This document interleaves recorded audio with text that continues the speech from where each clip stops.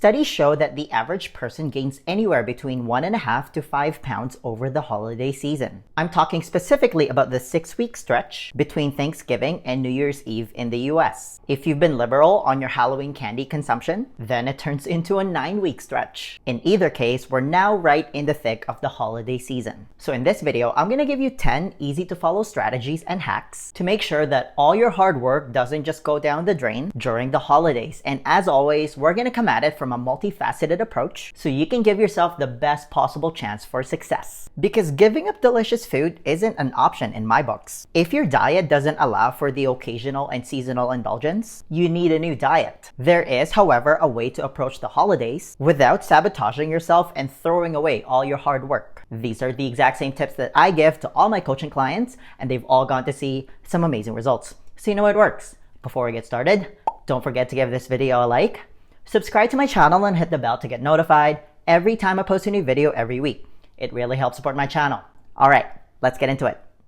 Tip number 1, very important, get some sleep. Your success rate begins and ends with sleep. That is a fact. Like, if you don't get this part right, you're gonna need divine intervention. If you want to be a healthy and happy human being, this should be right near the top of your priority list no matter the season. But especially during the holidays, set yourself up for success by getting a good night's rest the night before a party. Ideally, you want to get at least 7 hours of quality sleep, because studies show that lack of sleep is directly tied to having a lack of willpower. People who are sleep deprived tend to eat 400 to 500 calories more the next day. Sleep deprivation affects important fat loss hormones, like a 15% decrease in leptin, which is the hormone that signals your body that you're full. It also increases ghrelin by 15%, which is the hunger hormone. That's a 30% swing right there. Sleep deprivation also affects the stress hormone cortisol. It can be as high as 100% after one night of bad sleep, as well as the storing hormone insulin. Long story short, not getting adequate and quality sleep moves every health metric in the wrong direction. You're going against your physiology here, and your physiology will always win. Basically, you're just a hot mess when you're sleep deprived, but you already know that. Nobody wakes up from a weekend bender, for example, and say that they crave hard-boiled eggs and cauliflower. No, we usually crave the worst food. So if you find yourself at a party where the food is served buffet style, that is a recipe for disaster. More likely than not, you're gonna grab bigger portions, and you're definitely gonna overindulge on the treats. So do yourself a favor. Get some sleep, starting tonight. By the way, a really effective way to improve the quality of your sleep is by simply wearing a sleep mask, because most people have unnecessary junk light in their room. You can also take a nap midday to pay off some of your sleep debt. I also recently picked up the habit of mouth taping, which forces me to breathe through my nose while I'm sleeping, because a lot of people are mouth breathers and suffer from sleep apnea. So taping your mouth is literally the cheapest hack for better sleep. If you have an extra couple of bucks, you can invest in an air purifier with a HEPA filter for your room. You can get a decent unit for less than $100 on Amazon. Studies have shown that the air quality in your house can be 8 times worse than the air quality outdoors, especially if you have pets that go in and out of your house. If you have allergies, investing in an air purifier can be a game changer for you. You're welcome. Tip number 2, practice sensible eating.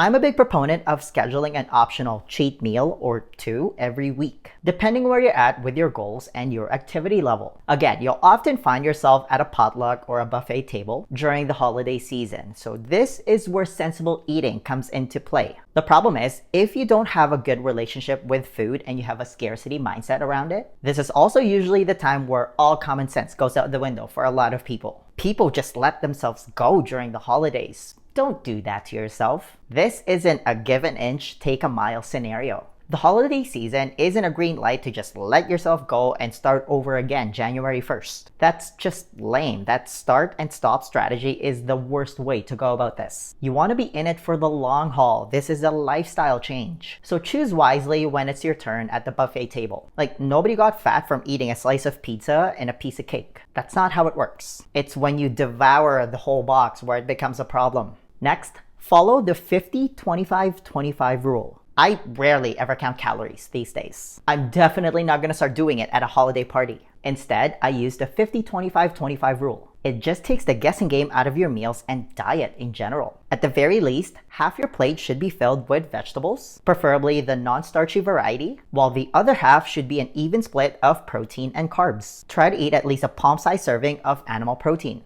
That's it. That way, you'll still get to enjoy yourself while keeping calories and portion sizes under control without having to track it. Pro tip, this is what I've been doing for years, and it's such an effective hack when it comes to portion control. Use a smaller plate. Why? Well, because the average amount of calories that's consumed at a holiday dinner is 3,000 calories. That doesn't include drinks. For context, the average man consumes 2,000 to 3,000 calories for the day. You're eating all those calories in one meal. You can even take things a step further and cut your calories by as much as 40% by using a dessert plate when grabbing food from the buffet table. These are the little things that nobody talks about that add up to big things over time. Perspective is everything when it comes to food. The more room you have on your plate, the more likely you are to fill it. That's just how the brain works. For example, there's a world of difference between the amount of food I can fit between these two plates. I use this one every day. Tip number 4.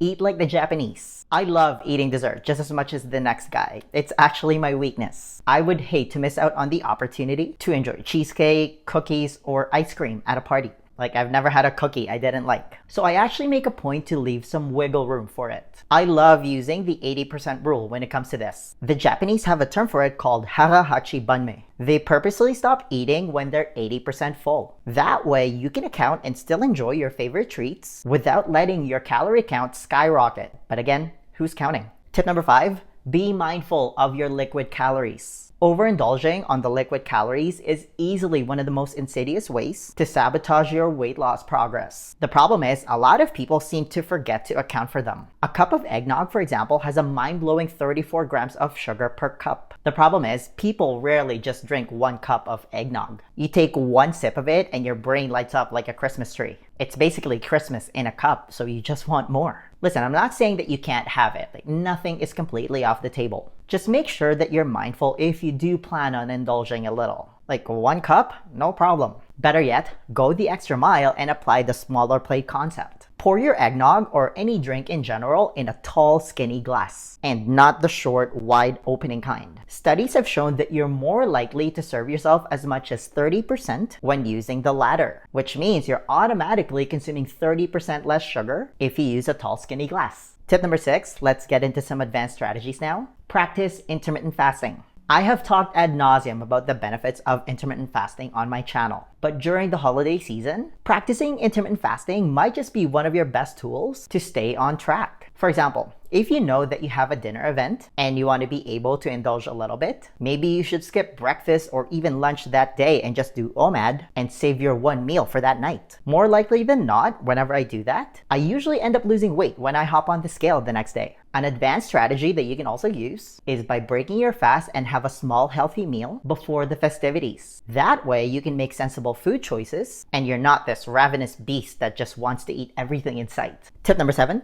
double down and do intermittent fasting the day after. This might be a bit of a gray area for some people, so hear me out. It really depends how you frame fasting in your head. This is not a punishment. You're just taking advantage of all the not so perfect food you had the day before. Because there's a very real chance that you put yourself on a calorie surplus, which means that your liver and muscle glycogen stores are full. You're also most likely carrying some extra water weight. I mean, technically speaking, you also have tens of thousands of calories in the form of body fat waiting to be used. What I'm trying to say is that it's perfectly fine if you skip breakfast or even lunch the next day. Don't think of it as a punishment. You have plenty of stored energy waiting to be used. If you've been following my channel and you're metabolically flexible, your body is just going to tap into that stored energy when you skip a meal. If you don't know what metabolic flexibility is, make sure to stick around until the end. Next up, if you want to drain your glycogen stores and get into fat burning even faster, keep up with your workouts. The holiday season is a busy time for a lot of people. I get it. You have your gift shopping, office parties, family dinners, and other events that you need to take care of.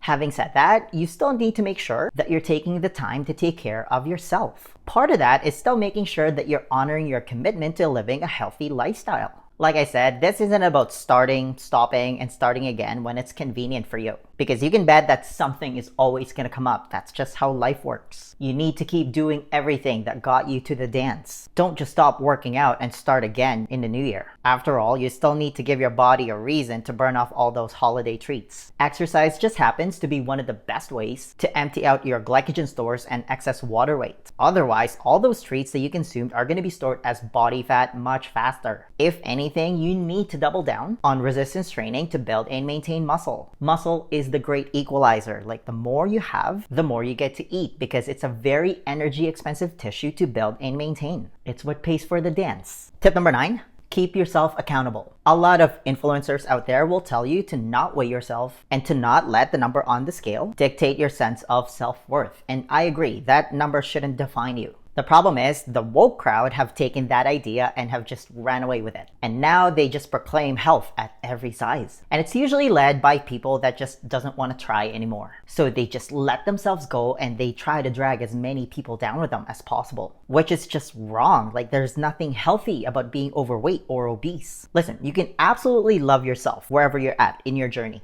I'm a big proponent of making sure that you have a good relationship with yourself. Because if you do love yourself, you'll realize that you're gonna feel much better and have better quality of life if you're at a healthier weight. That's just the reality of it. That's why knowing your numbers is an unbelievably effective way to keep yourself accountable, because you can't control what you can't measure. Some people are against weighing themselves daily. I get it. But numbers don't lie. Like, personally, I've been weighing myself every day since I was 20. Kind of like practicing intermittent fasting the day after a cheat meal. It's really all about how you perceive this. The way I look at it, weighing yourself daily kind of becomes your personal accountability coach. There are consequences if you go way off track, because you have to face the music when you weigh yourself the next day. Maybe you go for a glass of dry red wine, which has little to no sugar, instead of the second glass of rum and eggnog. Maybe you don't go for seconds at the buffet table and honor Harahachi Banmei. Just choose your indulgences wisely. Again, I'm not saying you can't enjoy yourself. You should be able to go to a party and enjoy what you eat. To me, that's part of living your highest quality of life.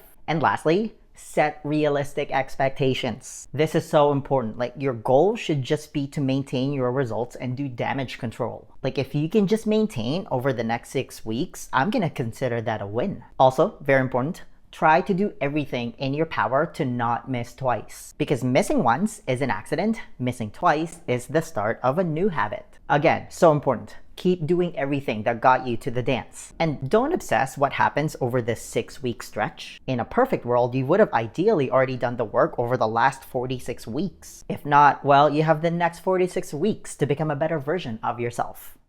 The next question then becomes, how and what are you actually supposed to eat if you want to lose weight? Because 80% of your body composition is determined by your diet. This is also where a lot of people go wrong. Do you have a proven plan that you can follow? To help you with that, I want to give you a free copy of my Lean Body Blueprint. This is how I was finally able to get rid of all my stubborn fat without depriving myself of my favorite foods or spending countless hours doing cardio. It's a simple and proven 4-step process specifically designed for busy professionals like you, and it's also the exact same blueprint that I teach to all my coaching clients, and they've all gone to see some amazing results. If you want to be the next success story, then download your free copy of the Lean Body Blueprint right now. There's going to be a link somewhere at the top here or in the description box. Just click on it, type in your email, and I'll send it to you right away. Hey, give this video a thumbs up if you enjoyed it and share it with your friends. Please subscribe to my channel if you haven't already. I post a new video every week, and feel free to comment below if you have any questions about this video. All right, I'll see you in the next one. Virtual high five.